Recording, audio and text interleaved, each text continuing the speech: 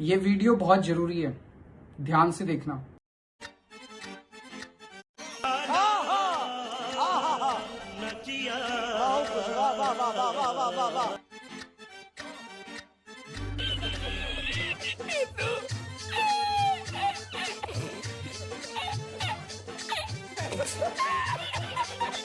जब गोडाउन में ही गड़बड़ है तो शोरूम तो ऐसा ही निकलेगा ना। ठीक है, बड़े लोग हैं, पहले ऐसे करते होंगे।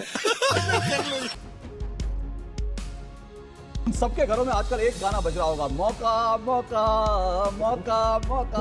आपको राम गुहा सपोर्ट नहीं कर रहा आजकल। ये टीएमसी का सपोर्ट मांगते फिरते। हमारे पार्टी में लोकतंत्र भी है, आजादी भी है। हो सकता है कि हमने नहीं सही कह रहे हो अशोक जी, अगर आप मेरे मसले को काटी जाके चेक करें तो असली तेजा कौन है वो समझ में नहीं आता, तो मार्क लगाते, तो मार्क लगाए वाला तेजा होता है। अब मैं पूछा था कि कौन है। जब सड़क में दीदी आ जाता है एक घायल शेरनी और एक घायल नागिन का भयंकर होता है नतीजा एक साल के अंदर। मेरे ऊपर एक इनके ऊपर हो जाएगी भाई। उनको पंखा हिला रही है, देखो जरा कैसे हिला रही है, खुद भी साथ में हिल रही है और पंखा भी हिल रहा है। पता नहीं ना जाने कौन सी इन्होंने संजीवनी लगाई सर का पिछवाड़ा, देख लीजिए। अजीब नौटंकी पार्टी निकली भाई ये, कसम से। तो हाँ जी, राम राम जी। डिबेट शो की एक और मजेदार वीडियो में आप सभी का स्वागत है। दोस्तों आज की डिबेट वीडियो होने वाली है बीजेपी के प्रवक्ता सजाद पूनावाला, राष्ट्रवादी न्यूज एंकर अशोक श्रीवास्तव और टीएमसी के प्रवक्ता संजय सरकार के बीच में। दोस्तों टीएमसी में बहुत भयंकर टूट होने वाली है। उम्मीद लगाई जा रही है कि ये पार्टी दो टुकड़ों में बंट सकती है। तो दोस्तों इसी को लेकर डिबेट है। डिबेट बहुत मजेदार होने वाली है, आप सुनो अंत तक जरूर देखना। अगर आप चैनल पर पहली बार आए हैं, चैनल को अभी तक सब्सक्राइब नहीं किया है तो चैनल को सब्सक्राइब जरूर कर लेना। चलिए दोस्तों मेन वीडियो स्टार्ट करते हैं। ये टीवी वाले भाई पिक्चर चालू करो बे। टीएमसी के सभी लोग जो है आजकल टेलीविजन पे नहीं आ रहे। लोग कहते हैं कि नहीं, जो लोग चुनाव से पहले टीएमसी के लिए जमकर बैटिंग करते थे, चुनौतियां देते थे, खम ठोकते थे, आज वो पता नहीं कहाँ छुपे बैठे हैं, मुझे नहीं मालूम। लेकिन पहले नीरज राय जी, आप देखिए वो फिर चले गए नीरज राय जी। मैं वही कह रहा हूँ कि टीएमसी वाले कब रहते हैं कब चले जाते हैं। आजकल टीएमसी का यही सब चक्कर चल रहा है कि भाई कब रहेंगे कब जाएंगे, मुझे नहीं पता। इतने भी अभी लोग बाहर आ रहे जो अब टीवी चैनल्स पर आकर ज्ञान बांट रहे टीएमसी के विरोध, वो सारे टीवी चैनल्स पर आकर इतना ममता जी को डिफेंड करते थे, उनकी गलत हरकतों को डिफेंड करते थे, कांग्रेस को गाली देते थे। एक और चीज मैं कहना चाहता हूं, सभी जितने भी क्षेत्रीय दल इनको सोचना चाहिए और इंडिया अलायंस में राहुल गांधी जी की नेतृत्व को मानना चाहिए और उसके नीचे उनको काम करना चाहिए। यही अभिषेक बैनर्जी है, यही राहुल गांधी जी ने तो उनके लिए खड़े हुए, वो उन्होंने शुक्रिया किया, ममता जी ने भी की। लेकिन जब राहुल गांधी जी वोट चोरी का मुद्दा उठा रहे थे, आप उसे इत्तेफाक रखो ना रखो, अभिषेक बैनर्जी में कोट करता उनको कहते हैं कि राहुल गांधी को चुनाव लड़ना नहीं आता इसलिए हारते। टीएमसी से सुने, ममता बनर्जी कहती थी राहुल गांधी सबसे बड़े एसेट है भाजपा के। आज वो लोग ही राहुल गांधी जी के पास है। इसलिए मैं कहता हूं ये जितने भी क्षेत्रीय दल है, ये वो पहले क्या करते हैं, राहुल गांधी जी को इग्नोर करते, फिर हंसते, फिर लड़ते और फिर राहुल गांधी जी की लीडरशिप को एक्सेप्ट करते। तो यही हो चुका है, अब कोई और चारा नहीं है और ममता बनर्जी और अभिषेक बैनर्जी को भी एक्सेप्ट करना होगा। इंडिया अलायंस का लीडरशिप कांग्रेस को देना चाहिए। ओके, इंडिया अलायंस का लीडरशिप कांग्रेस को देना चाहिए।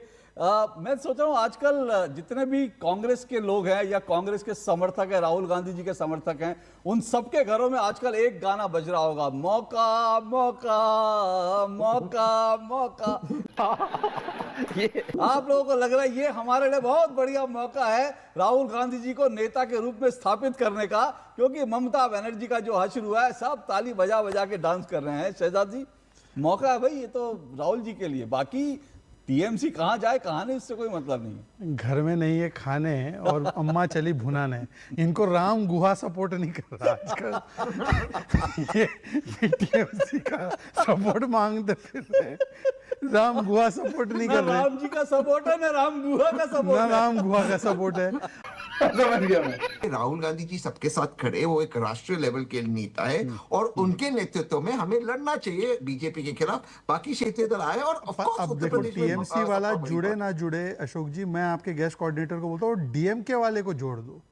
डीएमके वालों को ये बोलते थे ब्रदर स्टैलिन बोलते थे। देखो पूजा मिश्रा जी की पार्टी इतनी चालाक है, डीएमके के साथ जो हुआ उसके बाद अखिलेश जी ने ट्वीट किया पिक्चर ममता बनर्जी और डीएमके के साथ और बोला हम दोस्तों को धोखा नहीं देते, और फिर 403 पे 403 ये बोल दिया अखिलेश जी ने क्लियर कट। अब मैं पूछना था अखिलेश जी की पार्टी से पूछना चाहता हूं, तहसीन से तो क्या पूछेंगे, अखिलेश जी की पार्टी से पूछना चाहता हूं, कांग्रेस ने डीएमके के साथ सही किया या गलत किया? चलिए पूजा जी इसका पहले जवाब लीजिए। इससे पहले मैं सवाल पूछूं, शहजाद जी की तरफ से एक सवाल आया, मुझे लगता है आप रिस्पॉन्ड कर दीजिए, फिर मैं आपसे सवालों की बौछार शुरू करूंगा। कांग्रेस जो है एक इंडिपेंडेंट पार्टी है, वो जो है समाजवादी पार्टी पर डिपेंडेंट नहीं है। कांग्रेस अपने तरीके से उसे जब जहां जो सही लगेगा वो डिसीजन लेगा। समाजवादी पार्टी ने जो है बीएसपी के साथ में गठबंधन किया, कांग्रेस के साथ में गठबंधन किया, तो जब हमारे लीडरशिप को जब जहां लगा कि हमें गठबंधन करने की जरूरत है, हमारे मुद्दे मिल रहे हैं, या मुद्दे गठबंधन मुद्दे से होता है, विचारधारा से तो पार्टियां अलग अलग रहती हैं, तो मुद्दे मिलेंगे, अलाइन करेंगे तो गठबंधन किया जाएगा। तो वो कांग्रेस का इंडिपेंडेंट डिसीजन है कि उनको किसके साथ में गठबंधन में जाना है, किसके साथ में गठबंधन में नहीं जाना है। पर पूजा जी डीएमके की सर्वोच्च नेता स्टैलिन ने बोला है राहुल गांधी की पार्टी ने धोखा दिया, ट्रेटर है। क्या स्टैलिन जी सही है? वो स्टालिन जी को लगता होगा उनके साथ, अगर जो है हमारे साथ में अगर आप खड़े हैं और आपको नहीं लगता ना, मतलब राहुल जी ने सही किया ना स्टैलिन जी के साथ? अब राहुल जी ने जो किया उनकी पार्टी के लिए सही किया होगा। Where do we stand there? नहीं, आपकी ट्वीट पार्टी क्यों किया अखिलेश जी आपकी ने? पार्टी कहाँ खड़ी है? डीएमके के साथ खड़ी है, वही- टीवीके के वही साथ हम खड़ी है? करेंगे। हम कांग्रेस के साथ भी खड़े हैं, हम डीएमके के साथ भी खड़े हैं। हे भगवान, ये क्या हो रहा है? मेहरबानी करके मुझे समझाइए, मेरी समझ में कुछ नहीं आ कांग्रेस को अगर परेशानी हो रही बिल्कुल और टीवीके के साथ नहीं खड़े फिर? भाई आप सुनिए, आप कांग्रेस, सुनिए ना, एक मिनट पूजा जी, एक मिनट पूजा जी, एक मिनट पूजा जी, एक मिनट आप कांग्रेस के साथ खड़े हैं, कांग्रेस टीवी के साथ खड़ी है, आप डीएमके के साथ खड़े हैं, कांग्रेस डीएमके के साथ नहीं खड़े, तो सवाल ये आप कहाँ खड़ी हैं? मैं आपको बताता हूँ ये कहाँ खड़े हैं। अब मैं बताता हूँ पूजा जी, मैं आपको बताता हूँ आप कहाँ खड़े हैं। के साथ में खड़े हुए हैं, जब तक मुद्दे जहाँ अलाइन करेंगे हम साथ में रहेंगे, मुद्दे अलाइन नहीं करेंगे डेफिनेटली हम अलग रहेंगे। हम वैसे भी अलग पार्टी है, हमारी विचारधारा अलग है, मुद्दों की वजह से तो साथ में है। पूजा जी आपके एक विधायक है, आप भी राष्ट्रीय प्रवक्ता हो, पर आपके एक विधायक है, उनका नाम है रविदास मेहरोत्रा। कांग्रेस धोखेबाज है, कांग्रेस कोalition धर्मा फॉलो नहीं करती, कांग्रेस अलायंस करती है और फिर हमारे ही खिलाफ टिकट दे देती है, अपने कैंडिडेट दे देती है, ये है उनका बयान। बिल्कुल जान रहे हो, मैं जो है ये बयान को भी हम जान रहे हैं, हमारे नेता है तो बिल्कुल जानेंगे ही। आप हमारे पार्टी में लोकतंत्र भी है, आजादी भी है। हो सकता है कि आप नहीं सही कह रहे हो अशोक जी, अगर आप हो सकता मेरे पर्सनल प्रोफाइल जाके चेक कर, तो हो सकता है कि कुछ आपकी पार्टी में मुझे आप लोगों का लोकतंत्र बड़ा अच्छा लगता है मुझे। इंडी गठबंधन का ऐसा लोकतंत्र है, एक कहता है पीठ में छुरा मार रहे हैं, एक कहते हैं धोखेबाज है, एक कहता है कि वो जो है क्या कौन सी पार्टी है, चिरकुट पार्टी है। मतलब गजब की डेमोक्रेसी मुझे इंडिया गठबंधन में लगती है, जिसको जब मन करता है एक दूसरे को गाली दे देता है। समाजवादी पार्टी की प्रवक्ता से मैं कहूंगा कि एनडीए के किसी भी घटक दल को उठा दो और उनसे पूछो कि सर्वोच्च नेता कौन है, तो वो बोलेंगे नरेंद्र मोदी जी है। अब मैं आप दोनों में टेस्ट करना चाहता हूं, तहसीन और आप दोनों इंडिया अलायंस में, पूजा जी आपके सर्वोच्च नेता कौन है इंडिया अलायंस में, और आप तहसीन पूनावाला से पूछ लीजिए। राष्ट्रीय अध्यक्ष अखिलेश यादव जी। तहसीन जी आप बताइए इंडिया अलायंस के सर्वोच्च नेता कौन है? राहुल गांधी जी है, लेकिन अखिलेश जी भी बड़े नेता है। नहीं बड़े नहीं, मैं ये नहीं बोल रहा हूँ, सर्वोच्च मीनिंग एपेक्स नेता। मल्लिकार्जुन खड़गे जी हैं। एक मिनट, नहीं राहुल गांधी जी है। सवाल ये है कि गजब है ये। पूजा जी आपने वो मूवी देखी होगी अंदाज अपना? मूवीज नहीं देखती, विद ड्यू रिस्पेक्ट मैं मूवीज देखती नहीं, कोई नहीं। अच्छा, बहुत अच्छी मूवी आप देखना, उसमें सलमान खान, आमिर खान है। नहीं देखते, आज क्यों देखेंगे, कभी नहीं देखा। ठीक है, अब मत देखना, अखिलेश जी देख लेते हैं, सुन लीजिए। हाँ, वो देखते हैं। उसमें एक कैरेक्टर है परेश रावल, वो खेलते हैं तेजा का रोल, पर असली तेजा कौन है वो समझ में नहीं आता, तो मार्क लगाते हैं, तो मार्क लगाया वाला तेजा होता है। अब मैं पूछना चाहता हूँ कि कौन है ये तेजा क्या है? इंडिया अलायंस का तेजा ये तेजा कौन है? ये लेफ्ट तेजा है या ये कांग्रेस तेजा है? कौन है असली तेजा? अच्छा, नए समर्थक आ गए। भाई साहब आप कितनी देर तक हो?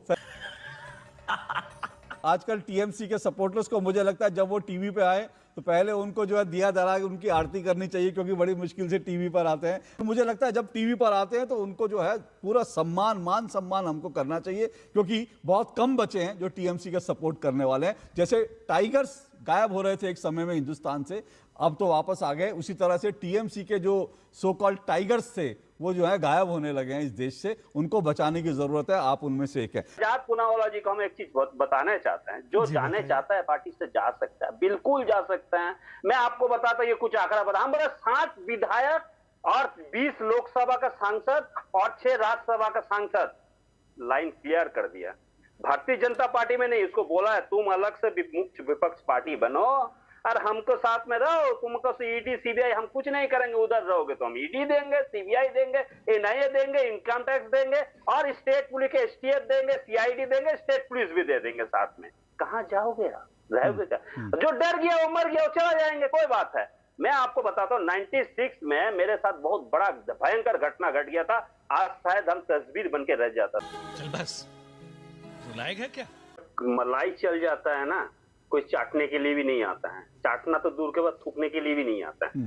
हकीकत बात है, मैं आपको बता रहा हूँ। मेरे को कोई इसमें बोलने की कोई दिक्कत नहीं है, मैं हकीकत जो बता रहा है सही जो देखता हूँ। हम बहुत ग्रास रूट लेवल से उठ के आए हैं।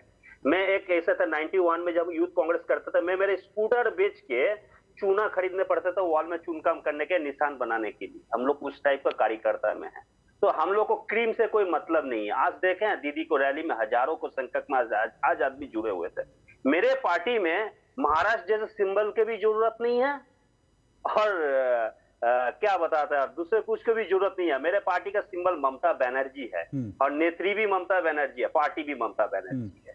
इतना सोच लीजिए, जब सड़क में दीदी आ जाता है एक घायल शेरनी और एक घायल नागिन का भयंकर होता है नतीजा आप 1 साल के अंदर देख घायल शेरनी तो सही है सर, घायल नागिन मत बोलिए प्लीज। आओ मतलब घायल नागिन मत बोलिए ममता जी को, घायल शेरनी तो ठीक है। अरे बोलोगे आप एफआईआर अशोक जी मेरे ऊपर एक एफआईआर इनके ऊपर हो जाएगी भाई। आप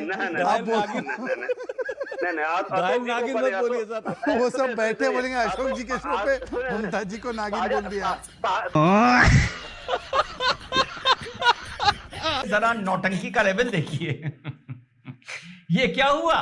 अरे ये क्या हुआ? ये हुआ ये कि कल जो ममता बनर्जी ने ऐतिहासिक धरना रखा था कोलकाता में, जिसके बारे में अभी आपको थोड़ी देर में बताता हूं, वहां पे कुणाल घोष बेहोश हो गए कुणाल घोष और ममता दीदी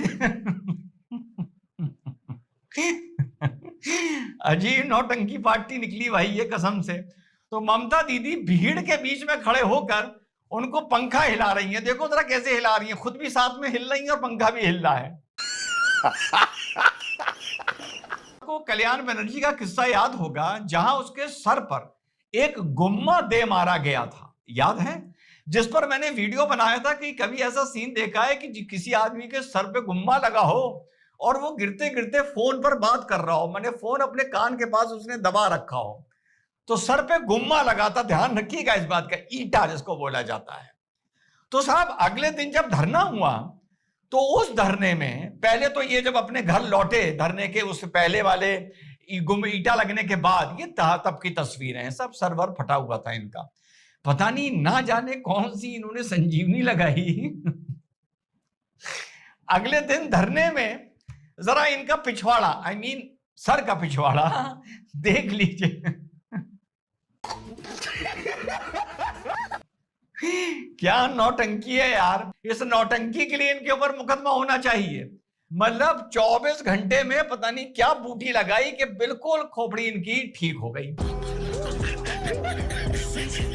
खत्म, bye bye, tata, good bye, गया।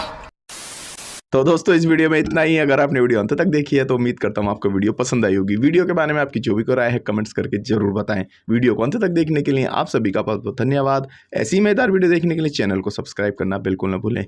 चलिए दोस्तों मिलते हैं जल्द अगली वीडियो में, तब तक के लिए जय हिंद, वंदे मातरम।